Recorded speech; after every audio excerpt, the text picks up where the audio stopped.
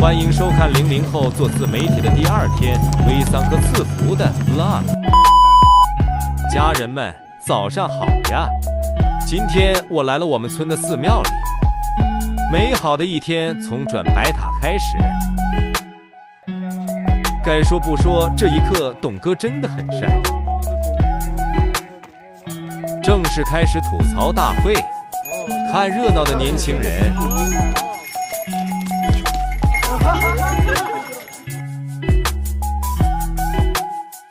大头父子俩也很帅的，要开始了。这个是我们藏族的一个习俗，我不知道叫什么，所以我在这里祝大家幸福且快乐。这个时候差不多微桑也开始了，准备微桑的酷男孩。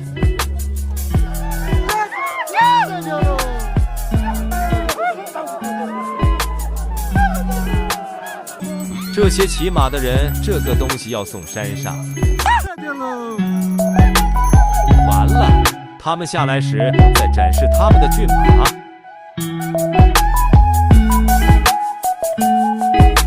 我也骑一下吧，我是真的很喜欢马。围完桑，我们每次要吃个东西，给你们看一下。这个时候，让你们欣赏我们村的帅哥些。